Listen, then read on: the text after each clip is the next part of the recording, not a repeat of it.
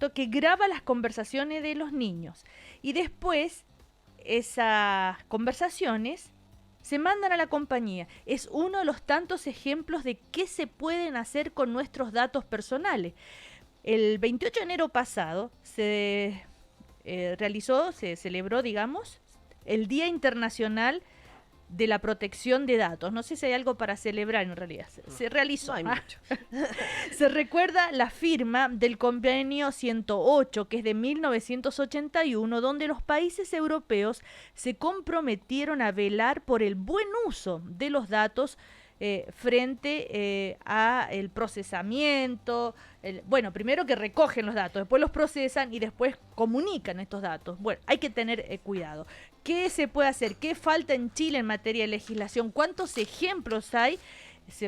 Podemos llegar a asustarnos. Vamos a conversar con la abogada Lorena Donoso, que es consejera del Instituto Chileno de Derecho y Tecnologías. ¿Cómo te va, Lorena? Buen día. Hola, buenos días. Muchas gracias por abrir un espacio a esta conversación que es tan poco tratada y poco conocida de la gente, pese a que afecta todos los días a cientos de miles de personas. A ver, esta historia de la Barbie, por favor, porque no teníamos idea de esto, o al menos yo creo que muchas personas no sabíamos de esto. ¿De qué se trata? ¿Y a quién le pidieron autorización para realizar esto? Mira, lo grave es que al final del día, hoy en día, nadie discute que los datos son importantes y que las empresas los necesitan para tomar decisiones. Lo que pasa es que la creatividad llega a unos niveles que da miedo. La Barbie esta es una muñeca que sacaron para la Navidad del año pasado. Y esta muñequita tú la conectas a Wi-Fi, ¿cierto? Y a través del Wi-Fi de tu casa o de donde esté, le manda la información a la compañía sobre las conversaciones del niño, que le gusta, que no le gusta. Claro, obviamente la idea es cómo yo hago la muñeca, si después hago una más morenita, una más flaca, una más gorda, porque conozco los hábitos de los niños, pero también está la información de con quién viven, dónde viven, con quién frecuentan normalmente, y el tema es dónde van a parar esos datos y qué hacen con esa información. ¿Los niños saben que están siendo grabados No, y esa información está siendo enviada? Los niños no tienen conciencia. ¿Los padres? Yo diría que los padres no quieren tener conciencia, porque bastaría que ellos sumaran 2 más 2 para saber que están tirando fuera de control la información de sus hijos cuando le compran la muñeca. Por ejemplo, estos datos podrían terminar vendiéndose, no sé, en una feria libre, el Persa Bio Bio, en cualquier lugar. Perfectamente podrían terminar en una cuneta a la merced de los delincuentes, secuestradores y a merced de todo el mundo, y terminar afectando los derechos más fundamentales y primarios de esos niñitos y su familia. Pero Matei es una compañía internacional, Lorena. ¿Estará autorizada para hacer eso? Mira, según lo que dicen los estándares internacionales, tú deberías, en el fondo, informarle a la gente de todos los riesgos que hay asociados al uso de máquinas y tecnologías, ¿cierto? Por ejemplo, lo de Mattel es solo una pasadita. Ya en Europa levantaron todas las alertas respecto a las muñecas. Pero, por ejemplo, ¿cuánta gente le compró esta Navidad a los niños un dron para que jugara? Miles. A mi niño adulto yo le compré un dron también, para que jugara. Todos esos drones que andan volando por Santiago están capturando información de la gente. Están grabando información de las personas. ¿Qué hacen con esa información luego? ¿Dónde van a parar esos registros? ¿Pero quién los controla? ¿Nadie? Nadie. En Chile nadie. Porque en Chile no tenemos ninguna institución que se haga cargo del tratamiento de esa información y de proteger a las personas frente a ese tratamiento. Pero esos drones o toda esa información, insisto, no son fabricados en Chile, no se inventaron acá. ¿Cómo están siendo controlados fuera de Chile, donde sí existe legislación? Mira, es que lo que pasa es que existe un principio general que es que dice que las personas tienen que, cuando tú creas una máquina de estas, ¿no?, tienes que hacer unas políticas de privacidad y tienes que informarle a la gente para qué vas a usar la información, a quién se la vas a entregar y cómo va a ser usada esa información. Luego está en las personas leer estas políticas de privacidad, claro, y tomar decisiones en consecuencia. Pero si yo no leo las políticas de privacidad o yo no entiendo lo que leo, cosa que sucede bastante, la gente se expone imprudentemente a que su información sea utilizada de mala manera por las compañías. Pero por otra parte también está la otra cara de la moneda. Si yo no quiero entregar mi información, entonces me abstraigo y me voy a vivir a un cerro de ermitaño, porque si yo quiero gozar de los beneficios de esta sociedad, no me queda otra que consentir. Estamos conversando sobre la protección de datos con Lorena Donoso, que es consejera del Instituto Chileno de Derecho y Tecnologías. Hay otros ejemplos, uno de los más típicos y más comentados por todos nosotros son las filtraciones de datos de salud que terminan en discriminaciones bastante arbitrarias, porque yo compro un medicamento que puede ser para mi abuelita, para un amigo, para quien sea, porque estoy ayudando, y queda registrado como si yo consumiera ese medicamento, por ejemplo, o los propios que uno compra para uno. Esos datos son recogidos por alguien y determinan políticas de las empresas, de las ISAPRES o algo así, ¿verdad? El mercado de los datos se aplica a todas las áreas. O sea, en el área de la salud hay cosas insólitas que la gente ni siquiera se cuestiona. Por ejemplo, si yo llevo a mi niño de 7 años al doctor, él tiene que poner la huella digital, y yo no tengo cómo que lo atiendan si es que no paso su huella. Ahí está el dato biométrico de mi niño que va a parar donde veto a saber. ¿La gente se ha preguntado alguna vez qué hacen con la información, con su sangre que le sacan cuando le toman un examen? Cuando yo voy a comprar un remedio, es la punta del iceberg. A ti te dicen tu root, porque te van a hacer un descuento, se supone, vas a contar puntos, y uno repite como loro su root, y vinculan el dato del remedio que tú compraste a tu root. Fatal, porque después de eso probablemente la compañía de seguro te va a subir el plan, porque se supone que tú tomas un remedio y no vas al doctor, etcétera, etcétera. Te empiezan a pasar miles de desgracias, pero la gente no advierte de a dónde viene esa situación que le está sucediendo, cuando en realidad fue ella misma quien entregó la información. Pero Lorena, si tomamos en cuenta todo lo que estás diciendo, no hay vuelta atrás en esto. No hay vuelta atrás, en el sentido de que la información va a estar disponible, va a ser tomada por alguien. El tema es que los países civilizados, según yo, Chile no está tan civilizado en esta materia, lo que han hecho es adoptar medidas para que la gente pueda controlar el uso que hacen terceros de su información. Pero, ¿qué podrían hacer, por ejemplo, con la información sobre cuando me toman un examen de sangre? Ahí está tu información genómica, está tu información biométrica. Perfectamente una compañía de salud, de seguros, por ejemplo, podría analizarlo y decir, Cecilia tiene una tendencia a tal enfermedad. Entonces, la prima de seguro de vida para ella no va a costar 100, sino va a costar 1000. Y tú no te diste ni cuenta, porque tú no tienes idea cuánto cuesta la prima para el del lado, ¿te fijas? O mejor a Cecilia no le vamos a dar un crédito hipotecario de 20 años, porque según estos exámenes pueden quedarle 10 nomás, así que le vamos a dar un crédito de 10 años. Y empiezan a adoptar decisiones Perdón, respecto Lorena, de ti. pero cuando uno pide un crédito hipotecario, te piden los exámenes de salud para saber. Es más, cuando tú pides un crédito hipotecario, te preguntan si tu papá y tu mamá están vivos.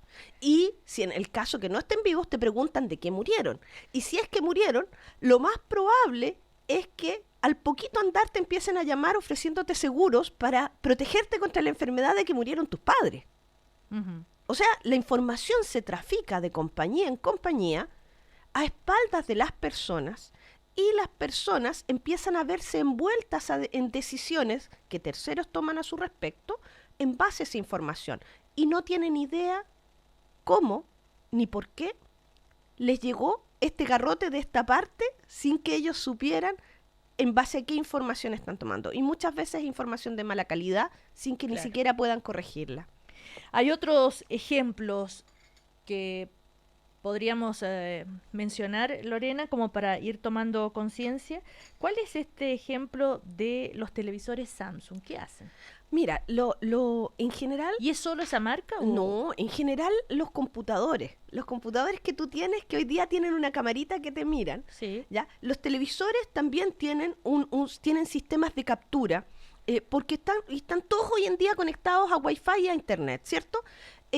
tú no tienes la certeza. En el caso del Samsung, el computador viene seteado de forma tal que graba las conversaciones de las personas que están alrededor. No sé, a la gente le tiene que haber pasado. Hay veces que yo estoy viendo una película en casa y de repente me quedo quieta. Y al rato aparece un mensajito en el televisor que dice, ¿todavía sigues viendo esta película? Es porque te están viendo. Hay un sensor que ve si te mueves o no, Qué horror. ve si estás ahí o no. El tema es dónde va a parar esa información y qué información recogen de ti. ¿Te fijas? Claro. Porque en el fondo estamos en el seno de la familia, en el seno de los lugares donde tú tienes la tranquilidad de desenvolverte de la forma más libre. Y estás siendo monitorizado por todos estos aparatos que, sin saberlo tú, están mandando información a alguna parte que tú tampoco sabes. Ni hablemos las ofertas que te llegan sin que uno haya pedido. Partiendo de lo más básico, compraste un pasaje para ir a Buenos Aires, estuviste una semana en Buenos Aires, bueno, de ahora en adelante te van a llegar 50 ofertas de vuelo, a cada rato te aparecen perdón, ¿qué?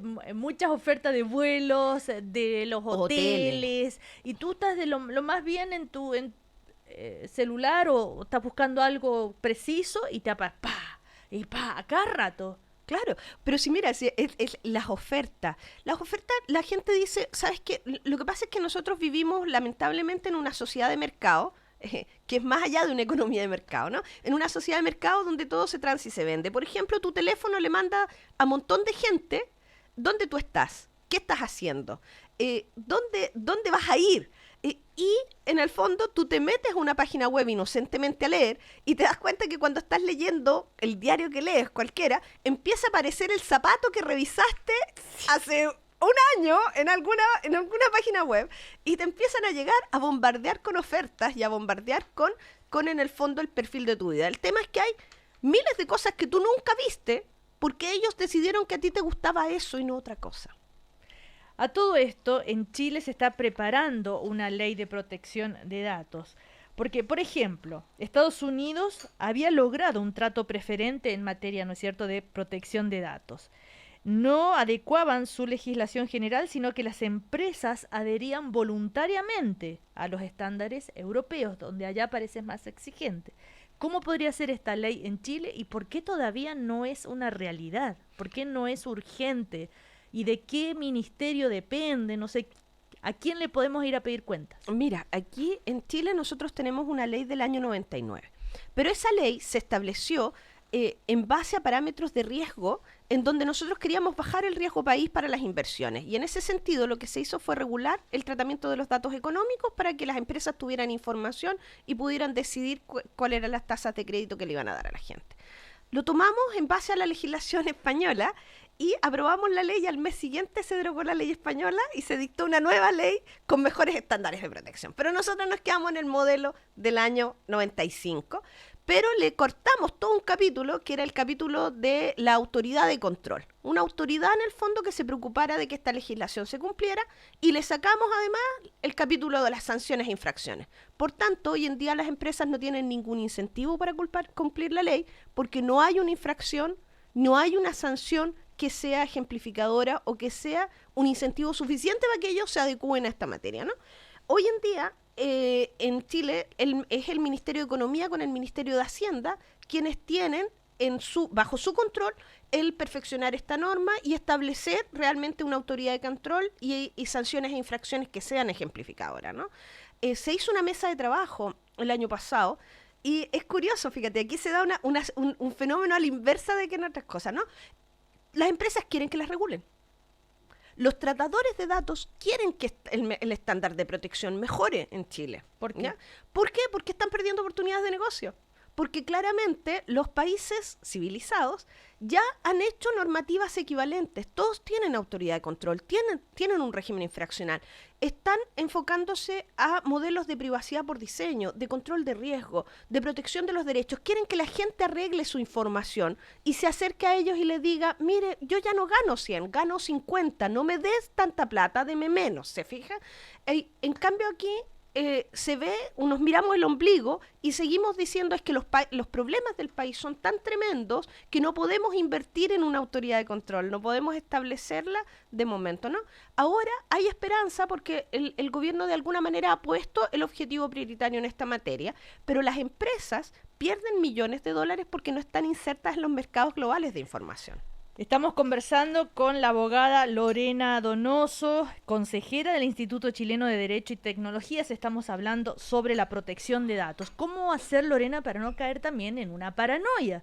Porque también podría ser una vida insoportable. Si yo estoy escribiendo un WhatsApp, ¿todo el mundo va a saber después que lo que yo te escribí ayer por WhatsApp a ti?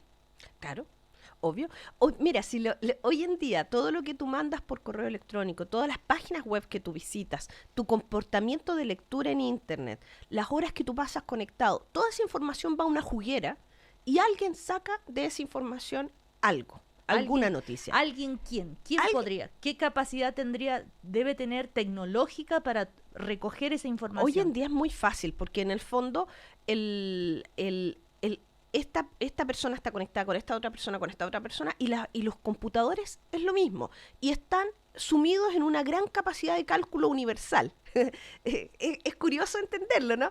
Pero, por ejemplo, por decirte algo, Nick Chile, que es el administrador de los nombres de dominio de Chile, tiene servidores distribuidos en todo el mundo para asegurar la continuidad de negocio. Entonces, la capacidad de procesamiento en realidad hoy día es infinita, porque en realidad todos los computadores que están instalados en el mundo y que pueden ser utilizados para el procesamiento de esta información pueden actuar de manera inteligente y conectada y adoptar decisiones de la mayor cantidad. Claro, pero eso es porque hay un interés comercial. Claro, obvio. Pero aparte de eso, yo te digo, no sé, yo podría espiarte a ti en WhatsApp, por cierto. ¿Cómo lo hago? Enséñame.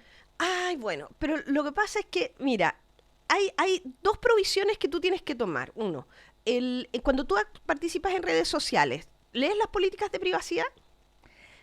Pero cuando, insisto, te estoy hablando del WhatsApp, que es lo más usado en este minuto. En el WhatsApp va a dar esa información a ciertos servidores.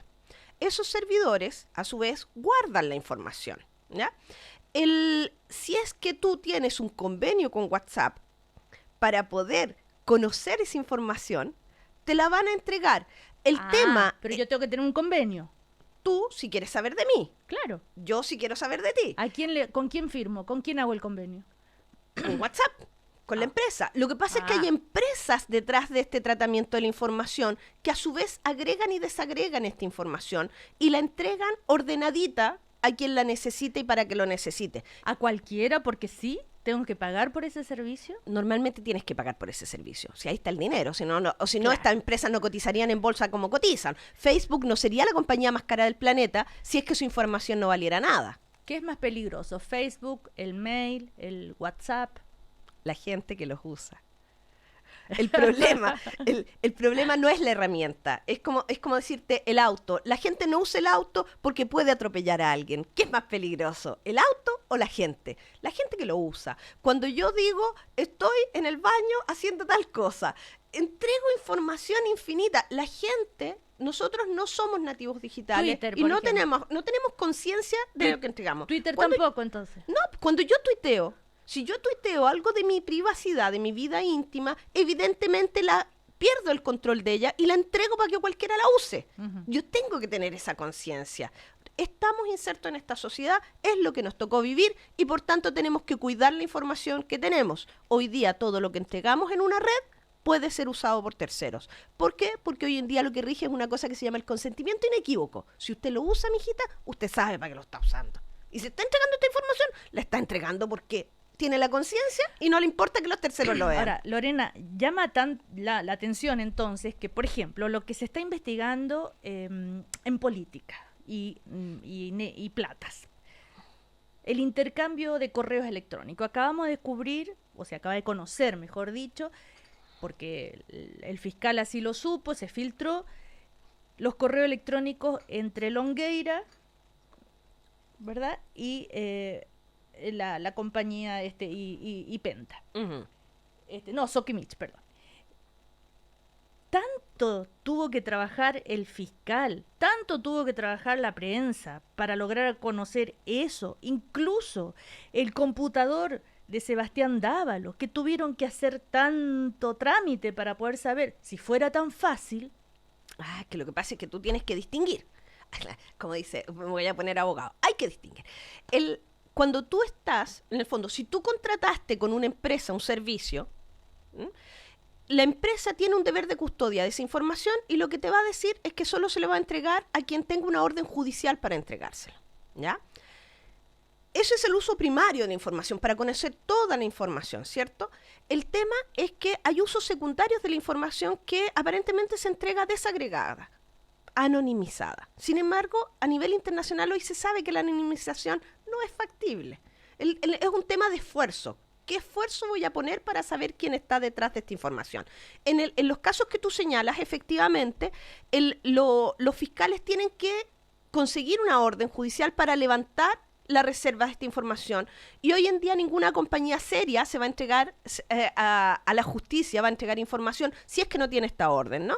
El tema son luego los usos secundarios, porque claramente cuando a mí me llega la oferta de zapatos, cuando me llega la oferta de hoteles, cuando me llega la oferta de restaurantes, saben que soy yo y saben dónde estoy. El tema es que se supone que yo consiento en que me entreguen la información para mi beneficio, suponiendo que mi beneficio es usar ese servicio. Otra cosa es que te estén investigando. Si te están investigando y te van a aplicar una pena corporal o una pena monetaria, evidentemente tiene que haber una orden judicial. Ah, ahí está más claro, porque si no, da miedo. Sí. Ahora, ¿qué nos dirías tú? Aparte de conocer las políticas, entonces no hablemos más por redes. La gente que defiende las redes sociales te debe estar odiando, porque las redes sociales sirven para tanto. Sirven, pero la gente tiene que tener conciencia. Pero ¿qué gano con tener conciencia? Porque si yo tengo conciencia de lo que me estás diciendo, no uso más las redes sociales. No tuiteo más, no whatsappeo más, no mando mail, no tengo Facebook, no entrego el RUT en la farmacia, no hago nada, me quedo en la casa encerrada. Sí, el tema, en el fondo, hay dos fases que yo creo que son fundamentales, ¿o no? Lo que te decía, o te vas a vivir al cerro de ermitaño, ¿cierto? O te metes en esta cultura y sabes a qué atenerte. Y sabes, en el fondo, que si te llega una oferta sospechosa o te toman una decisión compleja, como por ejemplo te suben el plan de salud, tú lo razonable es que vayas a la compañía y le digas, ¿qué información tiene usted de mí? Muéstremela. Dígame qué información tiene para que yo pueda tomar mis resguardos y pueda corregirla si está mala o no. O sea, en el fondo hay que estar inmerso en esta cultura y saber qué es lo que está sucediendo. Por ejemplo, una niña. ¿Cuántos casos hay de niñas que graban con el celular o de niños que graban con celular conductas privadas y se las manda a los compañeros como WhatsApp? Ah, no, eso ya es una tontera, ¿te fijas? Eso ya lo sabemos y por maldad los compañeros la viralizan y han ocurrido casos horrible, el buen Anati y todo lo demás. Y terminan circulando en internet ad eternum. Entonces, ¿cuál es el llamado? La gente trate de no subir información íntima o que pueda llamar a que terceros tomen discriminaciones arbitrarias, decisiones arbitrarias a su respecto en las redes. Opinar es una cosa, otra cosa es entregar información sensible. Ahí está la diferencia. Lorena, volviendo al comienzo entonces, atención con las muñecas que graban las conversaciones de los niños, porque esas conversaciones van automáticamente a la compañía, es el caso de la Barbie, y los televisores también, todos los televisores que te están mirando y están sabiendo todo lo que tú miras y lo que consumes a nivel audiovisual o lo que sea, y también un llamado de atención, ¿qué hacemos en la farmacia? ¿No entregamos el RUT? En la farmacia, si tú vas a comprar un remedio para un tercero, no entregues el RUT. O sea, en el fondo, no juntes puntos. No juntes puntos. O sea, en el fondo, o si juntas puntos, toma conciencia que los que te están vendiendo puntos, no te están regalando puntos. ¿Y cuál es la moneda de cambio? Tus datos. Y un llamado de atención entonces a las autoridades que se pongan las pilas y regulen esto y aprueben esta ley a la altura de lo que existe en Europa, por ejemplo, donde están protegidos. O en la OECD, si nosotros somos parte de la OECD y llevamos 11 años siendo parte de la OECD y la OECD diciéndonos que nos pongamos al día. ¿Quién tiene que apretar el acelerador? Hacienda y Economía. Son los dos ministerios que tienen en este momento en su mano el proyecto de ley. ¿Ya? Y las compañías a su vez también tienen que, si quieren insertarse en los mercados globales, tienen que ponerse las pilas desde ya, no tienen que esperar a que tengan el león agarrándoles el cuello para invertir en seguridad de la información. Hoy en día tienen que hacerlo. Muchísimas gracias, Lorena Donoso, consejera del Instituto Chileno de Derecho y Tecnologías. Ella es abogada, como decíamos, y también académica de la Facultad de Derecho de la Universidad de Chile. Que estés muy bien. Muchas gracias. Muchas gracias a ustedes. Chao. Chao. Y vamos inmediatamente a las informaciones del diario de Cooperativa a propósito de información.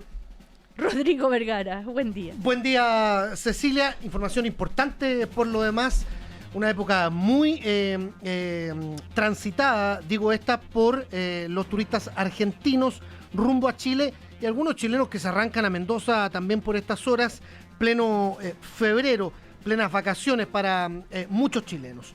Bueno, había problemas desde ayer con el paso internacional Los Libertadores. Se cayó un puente.